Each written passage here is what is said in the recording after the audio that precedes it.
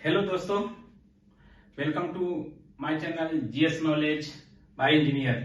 मैं Chandrabhushan Kumar, electrical engineer, railway. तो आज हम लोग वेद के बारे में चर्चा करेंगे। आइए देखते हैं।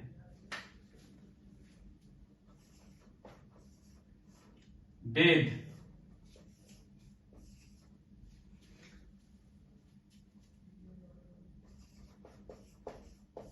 भारत के प्राचीन धर्म ग्रंथ है।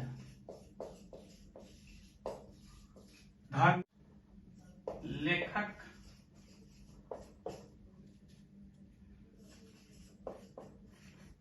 कृष्ण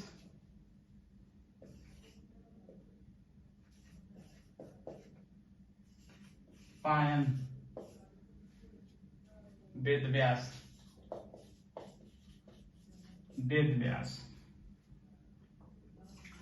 इसका समय जो है, काल है 1500 बीसी से लेके 1000 बीसी तक। इस काल को ऋग्वैदिक काल भी कहते हैं।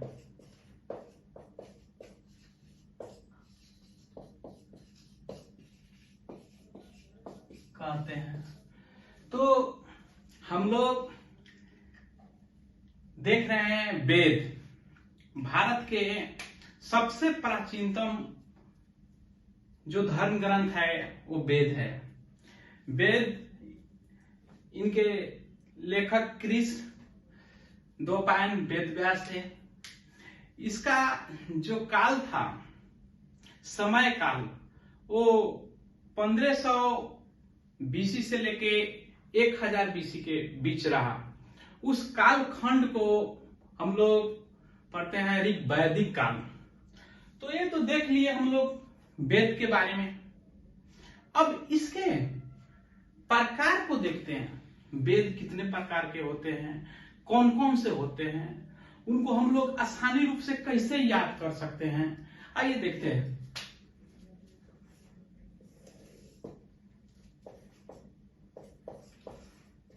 ऋग्वेद,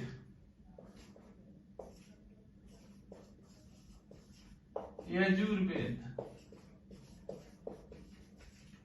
सामवेद, अथर्ववेद। तो ये वेद के प्रकार हैं। अर्थात वेद की संख्या कितनी हो गई? 4। इनकी संख्या 4 हो गई। नंबर वेद का 4 हो गया। वो 4 कौन कौन से हुए? ऋग्वेद, यजुर्वेद, सामवेद और अथर्ववेद। तो अभी पढ़ ले रहे हैं तो पता चल जाएगा, याद हो जाएगा। 1 दिन रहेगा, 5 दिन रहेगा, लेकिन 10वां दिन भूल जाता है। यानी कि हमेशा तक रहता नहीं है, बहुत दिन तक रहता याद नहीं है। तो इसके लिए हम लोग एक ट्रिक देखते हैं। जो ट्रिक देख लेंगे तो सदियों तक याद रहेगा। राइसा, ये ट्रिक है। राइसा अर्थात RYSA। तो इसको हम लोग क्या करेंगे? 3 बार रट लेंगे, राइसा राइसा राइसा। तो इस तीनों का जो लेटर है RYSA, इसमें चारों वेद निहित है। जैसे कि देखिए, R से हो गया ऋग्वेद, Y से हो गया यजुर्वेद, S से हो गया सामवेद, A से हो गया अथर्ववेद। तो आसानी रूप से याद हो गया चारों वेद। अब देखते हैं इस चारों वेद को हम लोग एक एक करके पढ़ते हैं, पूरा डिटेल रूप में। और ऐसा पढ़ेंगे, ये बहुत लेथर्जिक माना जाता है। वेद जो है बहुत लेथर्जिक माना जाता है, लेकिन आज हम लोग इसको सफेद साइंस और मैथ लेखा पढ़ेंगे। अर्थात इसका कैसे साइंस का कंसेप्ट समझ आ जाता है, एकदम समझ आ जाता है तो जल्दी भूलता नहीं है। मैथ का फार्मूला याद हो जाता है तो उसपे कितना भी हार्ड दिया जाता है मैथ, तो फार्मूला पुटअप करके आसानी रूप से सोल्व कर देते हैं। उसी तरह से ये भी कंसेप्ट बेसिस पे पढ़ेंगे, कंसेप्चुअली बना के पढ़ेंगे, ताकि एक बार समझ आ जाए तो भूले नहीं। आइए देखते, हम लोग वेद देख लिए, उसके प्रकार देख लिए। अब उसके प्रकार में सबसे पहले आता है ऋग्वेद, उसके बारे में जानते हैं।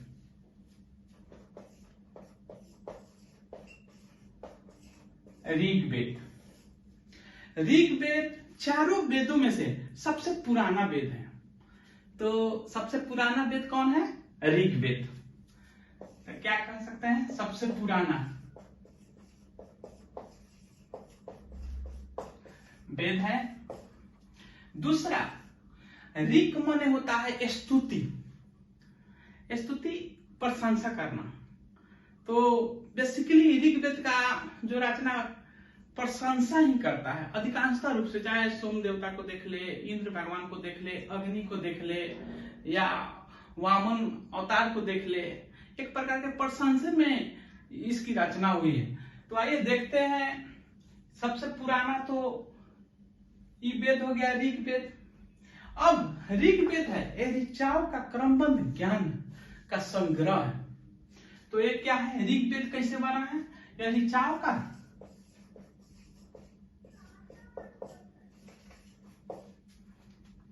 संग्रह है, संग्रह है। ज्ञान लिख लीजिएगा कोष्ठ में, संग्रह का ज्ञान को ऋग्वेद कहते हैं।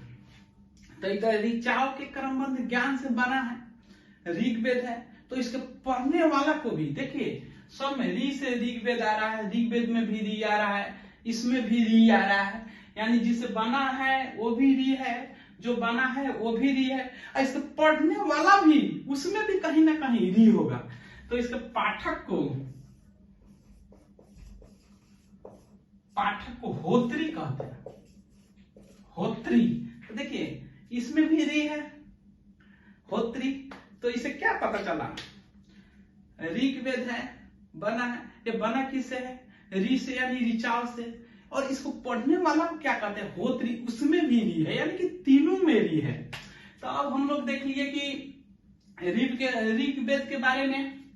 अब चलते हैं इसको कि ऋग्वेद एक प्रकार के तो किताब है, जैसे हम लोग जनरली किताब पढ़ते हैं।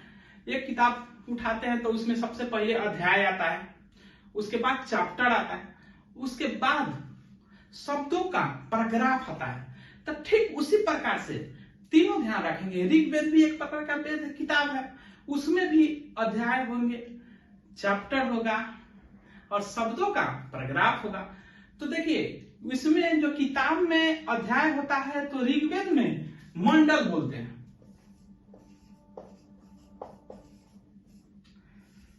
किताब में जो चैप्टर होता है वो ऋग्वेद में सूक्ति बोलते हैं या श्लोक बोलते हैं। और यही जो किताब में शब्दों का संग्रह पैराग्राफ के रूप में रहता है, ऋग्वेद में ऋचा बोलते हैं। ऋचा को मंत्र कहा गया है, मंत्र बोला जाता है। अब तो हम लोग देख लिए तीनों ऋग्वेद में क्या क्या, उस किताब में क्या क्या होता है। मंडल होता है, आपका सूक्ति या श्लोक होता है, मंत्र या ऋचा होता है। अब पूछ देता है कंपटीशन में इस सब का संख्या से मंडल कितना होता है, सूक्ति या श्लोक कितना होता है, ऋचा कितना होता है। तो उसके बारे में समझते हैं। मंडल 10 हो गया, सूक्ति जो है वो आपका 1028 हो जाता है, यही ऋचा 10,600 हो जाता है। तो अब तो लेथर्जिक लगने लगा, 3 को पढ़े इस किताब में, वेद की किताब में क्या हुआ, 3 को पाठ हुआ, मंडल, सूक्ति, ऋचा। अब इस सबका संख्या है, मंडल की संख्या 10 है, सूक्ति की संख्या 1028 है और ऋचा की संख्या 10,600 है। तो अभी तो पढ़ेंगे तो लगता है कि याद हो गया, लेकिन सदियों तक रहता नहीं है, बहुत दिन तक रहता नहीं। तो आइए देखते हैं, हम लोग इसमें दिमाग लगाते हैं। देखिए तीनों में 10 है, ठीक। इस तीनों में देखिए मंडल में भी 10 है, सूक्ति में भी 10 है और इसमें भी 10 है। तो हम लोग याद करेंगे, जहां तक ऋग्वेद की बात आएगा तो उसमें संख्या की बात करेंगे 10 हमेशा रहबे करेगा। तब प्रथम है मंडल, दूसरा है सूक्ति या श्लोक, तीसरा है ऋचा। तो हम लोग ऐसे याद करेंगे, 10 तो तीनों में है, तो प्रथम में कुछ भी डिजिट ऐड नहीं करेंगे, दूसरा में 2 डिजिट ऐड करेंगे, दूसरा में 2 डिजिट ऐड करेंगे, यानी क्या ऐड करेंगे 28। 28 2 डिजिट का है, एक डिजिट हो गया 2, दूसरा का डिजिट हो गया 8। वैसे तीसरा में 3 डिजिट ऐड करेंगे, 10 तो पहले से है, तो 600, यानी कि 10,600। फिर से देख लीजिए, पहला में एक भी ऐड नहीं करेंगे, दूसरा में 2 डिजिट ऐड करेंगे, तीसरा में 3 डिजिट ऐड करेंगे। तो दूसरा में 2 डिजिट के जगह पर 28 ऐड करेंगे, तीसरा में 600 ऐड करेंगे, तो क्या हो जाएगा, पहला में 10 हो गया, दूसरा में 2 ऐड कर दिए तो 10 को होते पहले से, 10 को 28 हो गया, तीसरा में 3 ऐड कर दिए तो कितना हो गया 600 ऐड कर दिए तो हो जाएगा कितना 10,600। तो हमको आशा है कि आप लोग को भी याद हो गया होगा। तो आगे चलते, अब हम लोग देख लिए कि ऋग्वेद के मंडल के बारे में, श्लोक के बारे में और ऋचाएं के बारे में। उसमें मंडल में कुछ भी डिजिट नहीं जोड़े, दूसरा में 2 डिजिट जोड़े, तीसरा में 3 डिजिट जोड़े, 2 डिजिट के जगह पर 28 रखे यानी कि 1028, तीसरा में 3 डिजिट के जगह पर 600 रखे यानी कि 10,600। अब देखते हैं हम लोग ऋग्वेद के मंडल के बारे में, जो कंपटीशन में पूछता है। तो बेसिकली हम लोग 4 मंडल पढ़ेंगे, 10 मंडल है, उसमें से 4 मंडल में से कंपटीशन में पूछता है, तीसरा, 8वां, 9वां, 10वां। तो आइए देखते हैं।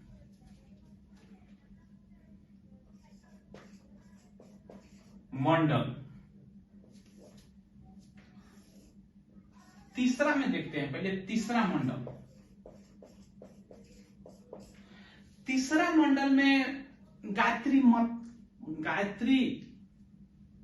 मां के लिए समर्पित है, गायत्री मंत्र के लिए समर्पित है। गायत्री मंत्र, गायत्री मंत्र के लिए ही समर्पित है।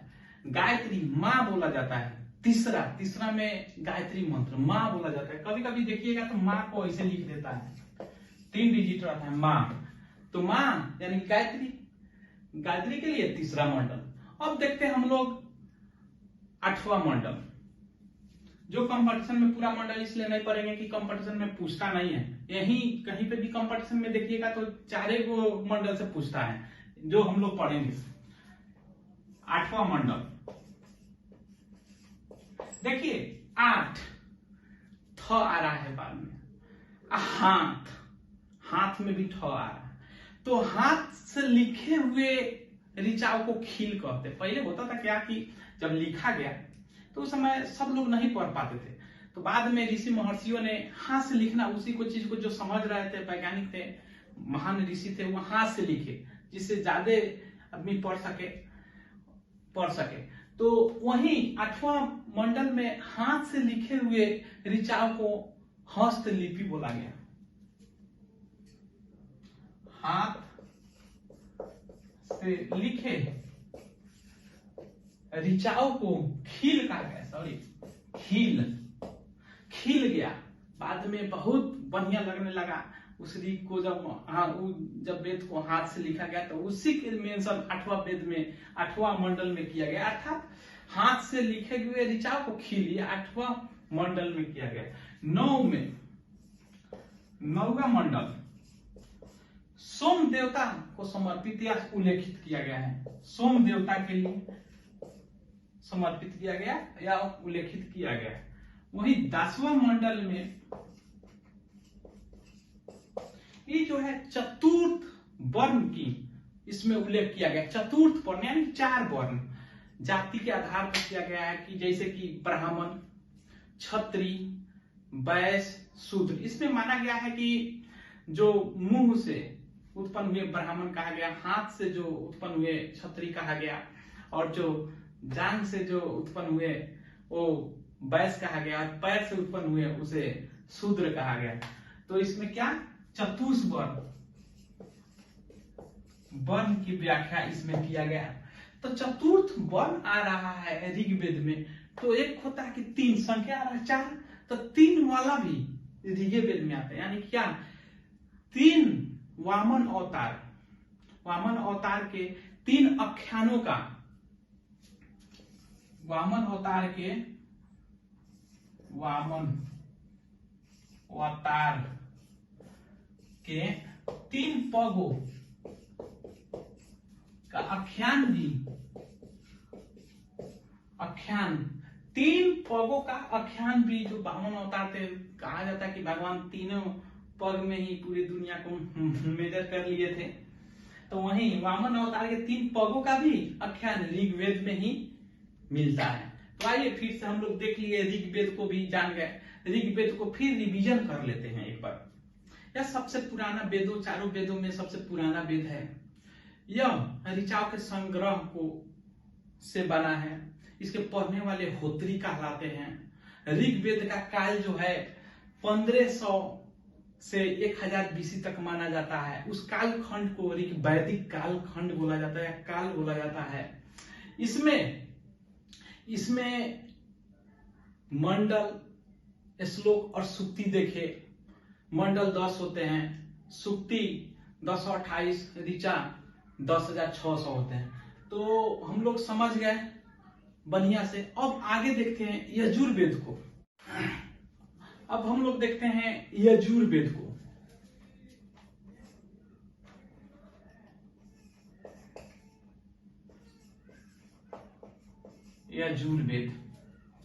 यजुर्वेद यह नामे से स्पष्ट है, यह यज्ञ और जुत से मिलकर बना है। यज्ञ प्लस युद्ध दो से कॉम्बिनेशन है।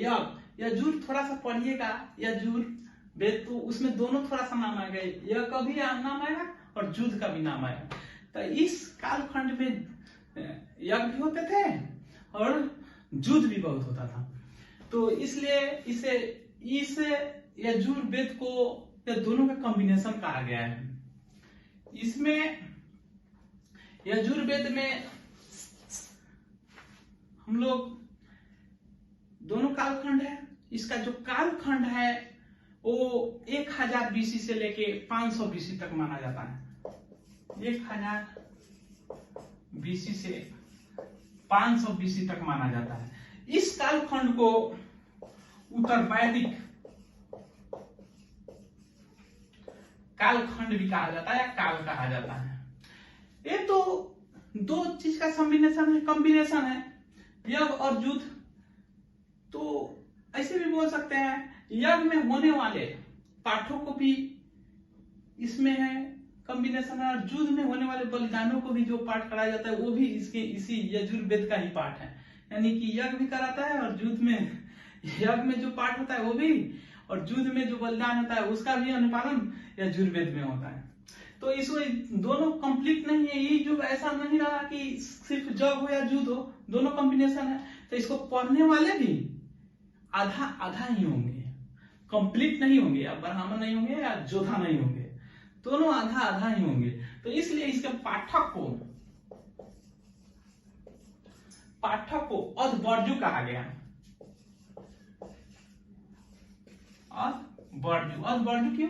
से दोनों आधा आधा है, यज्ञ भी पूरा नहीं रहा, युद्ध भी नहीं पूरा हुआ, इसलिए इसके पाठक को अध कहा गया, अधवर्जु कहा गया। अब यह दो, यज्ञ का भी और युद्ध का भी कॉम्बिनेशन है। तो एक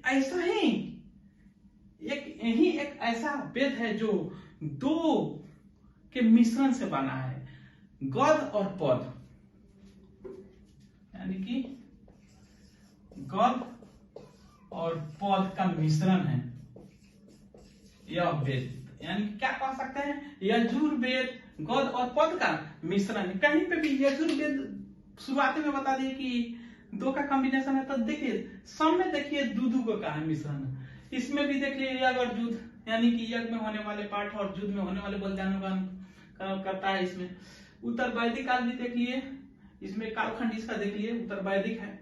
पाठक को भी दो देख लिए, आधा आधा, इसमें भी दो थोड़ा सा याद कर सकते, आधा आधा ही रहा, अधवर्जु। ये भी दो देख लिए, आधा आधा, गद से भी और पद से भी। ना पद से बना सिर्फ, ना गद से बना, ना गद से सिर्फ बना, ना पद से बना, दोनों से मिलके बना। तो अब हम लोग देख लिए, बढ़िया रूप से समझ भी लिए यजुर्वेद को। अब हम लोग देखते हैं सामवेद को। सामवेद, ये नामे से क्लियर हो जा रहा है। स से साम और स से संगीत, यह भारतीय संगीत के जनक माना जाता है। भारतीय संगीत के जनक कहा जाता है, माना जाता है। और संगीत में तो आप जानते हैं कि ख्वाब देखा जाता है, जैसे चांद के पार चलो, क्या चांद के पार जाएगा आदमी? सब आदमी चला जाएगा? नहीं जाएगा, यानी कि उड़ाता है। तो इसको पढ़ने वाला यानी पूरा एंजॉय में रहता है। जो ये सामवेद है, इस समय के पाठक क्या था, पूरा एंजॉय में थे, यानी कि पूरा उड़ रहे थे। तो इसको पाठक को क्या बोलते हैं? उद्रात्री। पाठक को उड़ रहा था, उद्रात्री। ठीक, अब हम लोग देख लिए बेसिक यही है, सामवेद से यह संगीत का जनक माना जाता है, इसके पाठक को उदात्री बोलते हैं। अब हम लोग अंतिम को देखते हैं, अथर्ववेद को।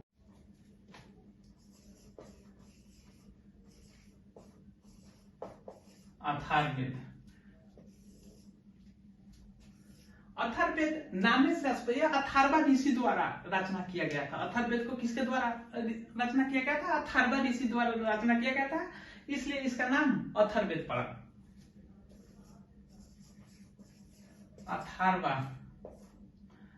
ऋषि द्वारा रचना किया गया था, इसका रचना अथर्वा ऋषि द्वारा किया गया था।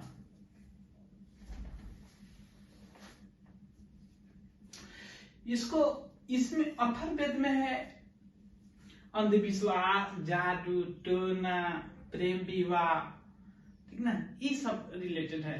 जितना भी है सब अथर्ववेद में है।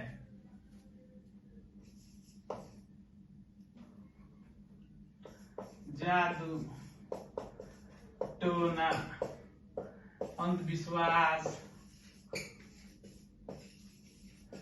अंधविश्वास, प्रेम विवाह, etc, यह सब अथर्ववेद में है। तो अब हम लोग देख लिए